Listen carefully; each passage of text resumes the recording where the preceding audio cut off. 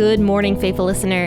You are listening to the Bible Explained podcast, where the Bible gets explained. So grab your cup of coffee and stay tuned as we read through the book of Numbers.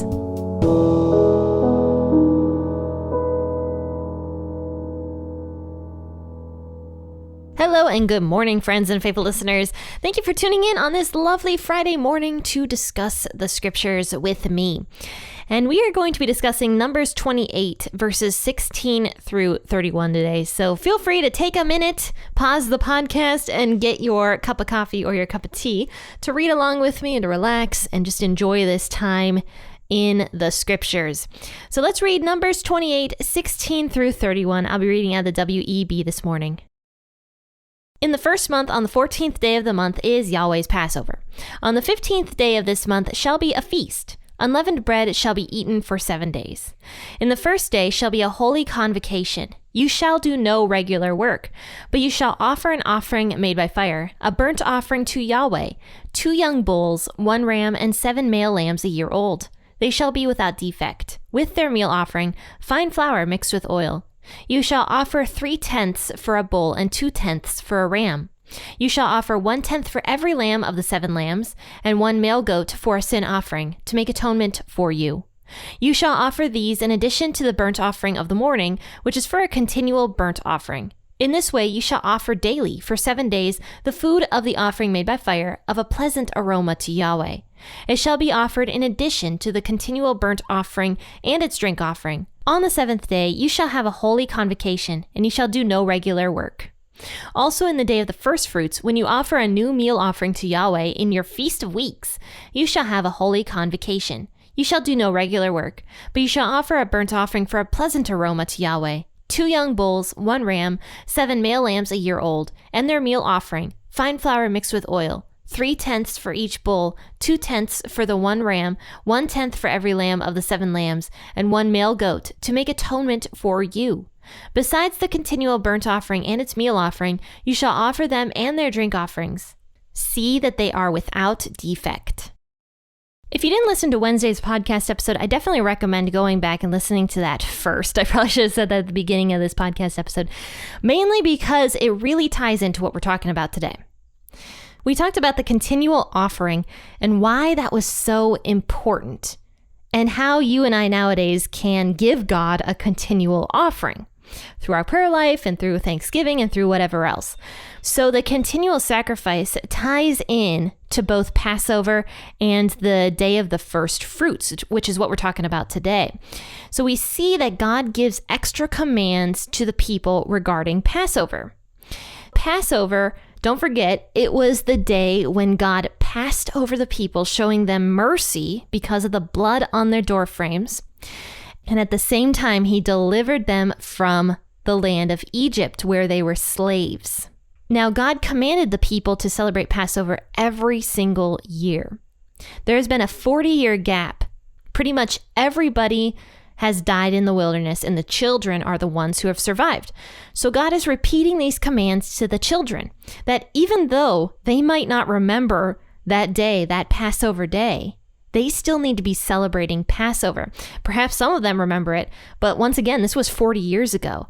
And a lot of the children at that time are now probably old, at least in their late 40s, if they remember what happened in the land of Egypt. So God still commands the children to celebrate Passover, because still to this day they are free people. God delivered them. So why wouldn't the children be celebrating the fact that God delivered them from their bondage? And soon these children are going to be taking the promised land.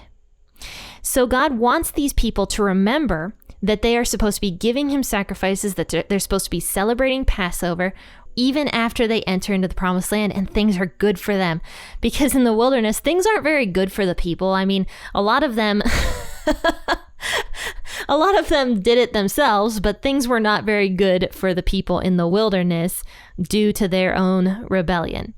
But now the promised land is going to be a joyous occasion. They're going to take it. And sure, there's going to be some problems at first when they go in. I mean, not everything is going to be easy peasy, but they are going to have the promised land. Things are going to be great for them. They're going to have a land flowing with milk and honey. And we all know that when times get good, we forget about God. So God is repeating these commands to his children, saying, don't forget about me. Don't forget the Passover. Don't forget the week of the first fruits when you offer thanksgiving to me. Don't forget these things. He's reminding them that he is their God who freed them and delivered them into this beautiful promised land. So we see here that in order to celebrate the Passover, the continual offering was supposed to still be in existence. That never stopped. It didn't matter what day of the week it was. The continual offering was always supposed to happen. The lamb at the morning and the lamb in the evening, not to mention the grain offering and the drink offering, a full meal for God, basically. So on top of the continual offering, the Passover offering was supposed to happen. And God says specifically why. He says to make atonement for you. Atonement means to buy back. And Passover was a solemn remembrance of the fact that God mercifully passed over his people. The death angel passed over the Israelites. That's what Passover was a solemn reminder of. So Passover was not a joyous holiday. It was not supposed to be a joyous occasion. It was supposed to be a solemn reminder, basically, of the people's sins and God's mercy on them. So on Passover, the priests were supposed to offer a sin sacrifice to make atonement for the people. And when God saw that sin sacrifice, the sacrifice that temporarily took the place of the people, he would forgive the sins of the people. We know that sin means to fall short. Every single person on earth falls short. That is literally the definition of sin. We fall short of the mark. We cannot be God.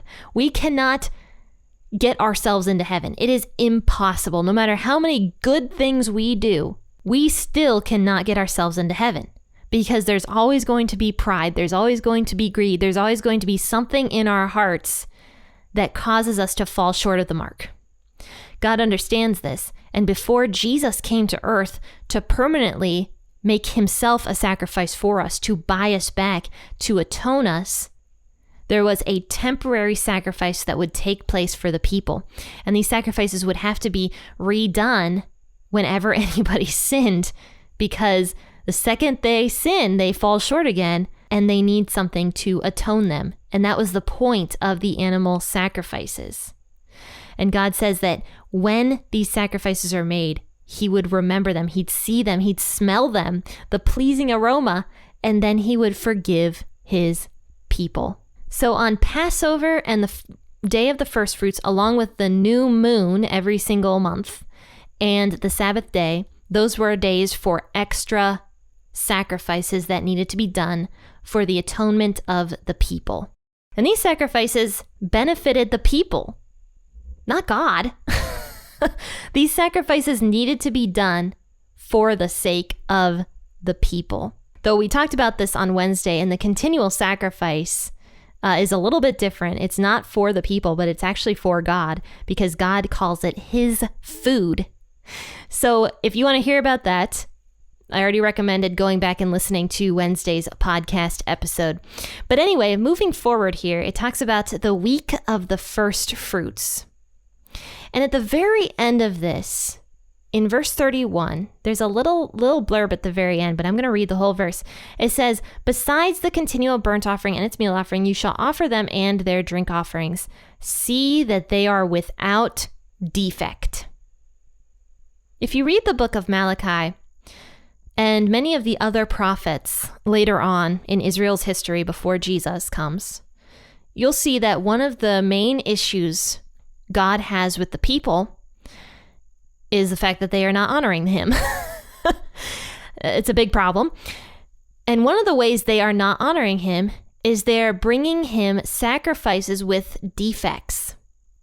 And God actually says, he says, if somebody important were staying at your house would you offer that person a lamb with a blind eye or one of your crappy lambs to that important person that was staying at your house?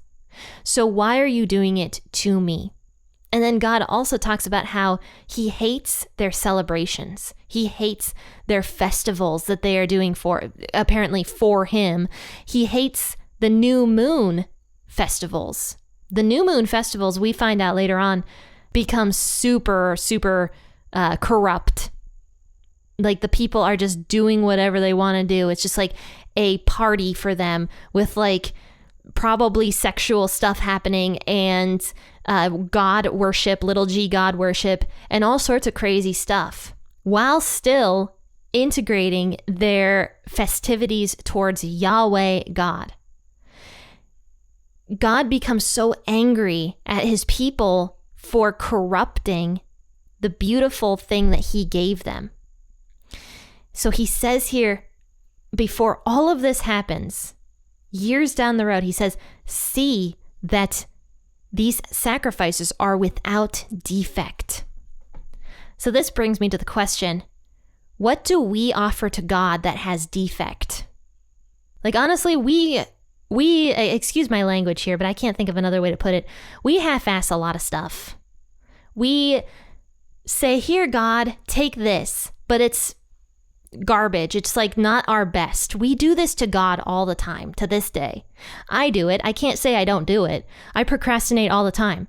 That's one of the big things that I'm struggling with currently. I think one of the biggest sins that I am doing right now is my procrastination. I am not giving God 100% when I am doing this podcast, when I am doing things for the church sometimes, when I am, and see, that's, there we go, right there. I am more willing to do things better for the church because I don't want to look bad at the church. So I'm not even doing it for God. I'm doing it because I don't want to look bad at the church.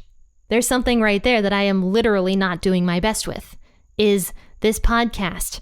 Because I'm alone when I do this podcast, I can do it whenever I want. I start procrastinating. I start literally doing the dishes, doing chores so that I don't have to do a podcast episode. And I know that that's wrong because God gave me a gift of being able to sit down and teach and help people understand his word. And yet I am procrastinating. I am doing something with defect. And I have to apologize to both you and to God, honestly. So we need to think about the things we are doing for God. Are we giving our best, or are we giving him stuff with defects? This still applies to this day. Because later on, as the people became more and more corrupt, they started doing their own thing and not following God, God started hating the very things that he told the people to celebrate. He started hating their festivals, their new moon celebrations, and even their animal sacrifices, because the people just did it so wrong and got so bad and so lazy with it. We need to make sure that we don't do the same thing. We need to make sure that when we do something for God, we are giving him our best. We are not giving him something with defect. We are giving him our best and not doing it for other people, but fully doing it for God himself. Well, faithful listeners, I hope that you were definitely convicted by this podcast episode. And if you are, that's great. Share it on your social media platforms. Tell people you were convicted by it. I know that's very hard to do. I'm not expecting that, but definitely share the podcast with people. Let people know that the Bible Explained podcast is out there for their convenience so that they can listen to God's word. But faithful listeners, go over to the Facebook page, facebook.com/P40 Ministries, and follow it to see everything that P40 Ministries and the Bible Explained podcast are doing. And also make sure to go to the website, p40ministries.com, and subscribe to the email list. I will drop those links in the bio of this podcast episode so you can navigate over there. But friends and faithful listeners, have a wonderful, wonderful weekend. I will see you on Monday for another episode out of Numbers. Until then, happy listening and God bless.